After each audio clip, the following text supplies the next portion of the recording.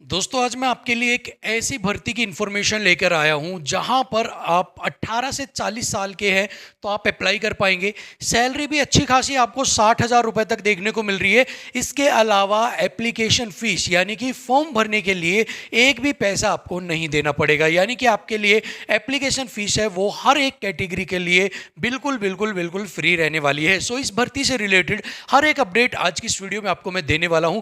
काफ़ी important update आपके लिए रहने वाली है, वीडियो के एंड तक आप जरूर देखिएगा। सो चलिए बिना किसी देरी के वीडियो को स्टार्ट करते हैं। सो दोस्तों जिस भर्ती के बारे में मैं बात कर रहा हूं जहां पर जो एज लिमिट है वो 18 से 40 साल है, सैलरी 60,000 रुपए है, इसके अलावा आपकी एप्लीकेशन फीस भी नहीं ली जाएगी, वो निकली है नगर निगम के अंदर यानी कि नगर निगम रिक्रूटमेंट 2025। अगर मैं यहां पर पोस्ट नेम की बात करता हूं कि किस पोस्ट के लिए जो आपकी वैकेंसी है वो आउट की गई है तो वो है आपकी ग्रुप डी।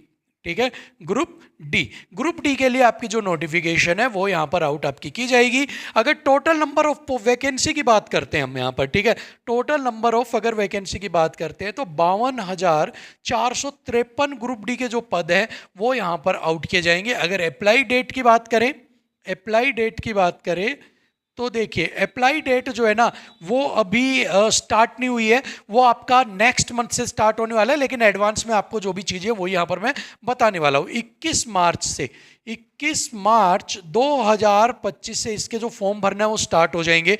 और एडवांस में मैं इसलिए बता रहा हूँ क्योंकि इसके अंदर एक एग्जाम होता है और अगर आप इस एग्जाम के लिए एलिजिबल है तो आप इसकी तैयारी टाइम से कर पाएँ, इसीलिए सारी अपडेट्स आपके साथ मैं शेयर कर रहा हूँ। इसके अलावा बहुत सारे आपके डॉक्यूमेंट्स की भी जरूरत पड़ेगी, वो भी टाइमली आप तैयार करवा ले, इसलिए भी ये भर्ती के बारे में जानना आपको जरूरी है। अगर लास्ट डेट की बात करें, ठीक है, अगर लास्ट डेट की यहां पर हम बात करते हैं तो लास्ट डेट यहां पर 19 अप्रैल 2025 रहने वाली है। अगर मोड ऑफ अप्लाई मोड की बात करें कि आप फॉर्म को कैसे अप्लाई किया जाएगा तो मोड ऑफ अप्लाई होगा आपका ऑनलाइन, यानी कि आपका ये फॉर्म है ये ऑनलाइन आपको फिल यहां पर करना होगा। इसके अलावा एज लिमिट की अगर मैं बात करता हूं, देखिए एज के बारे में तो मैंने ऑलरेडी आप सभी लोगों को बता भी दिया था, फिर भी बताता हूं कि अनरिजर्व की जो एज है और ईडब्ल्यूएस की जो एज है वो 18 से 40 साल यहां पर रहने वाली है। इसके बाद ओबीसी को 3 साल का रिलैक्सेशन मिलेगा, यानी कि अगर ओबीसी की मैं बात करता हूं तो 3 साल का रिलैक्सेशन 18 से 43,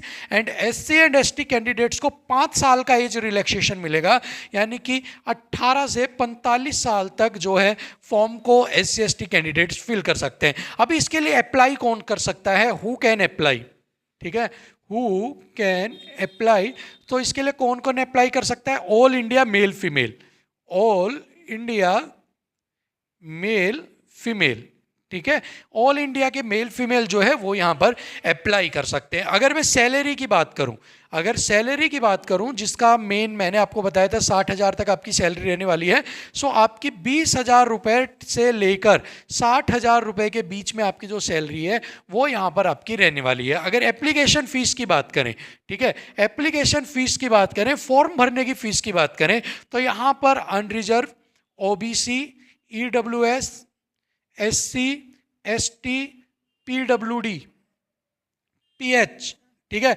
सबके लिए यहां पर जो फॉर्म भरना है वो बिल्कुल फ्री आपके लिए यहां पर रहने वाला है। अगर इसके बाद हम बात करते हैं सिलेक्शन प्रोसेस की कि आपका जो सिलेक्शन प्रोसेस है इस भर्ती के लिए वो क्या कुछ रहने वाला है, तो देखिए यहां पर 3 लेवल का आपका सिलेक्शन प्रोसेस रहने वाला है। अगर मैं सिलेक्शन प्रोसेस की यहां पर बात करता हूं तो 3 लेवल का रहने वाला है। फर्स्ट आपका रहेगा ऑनलाइन एग्जाम, ठीक है, ऑनलाइन एग्जाम। इसके बाद सेकंड आपका होगा मेरिट, ऑनलाइन एग्जाम के बेस पर आपकी मेरिट बनेगी।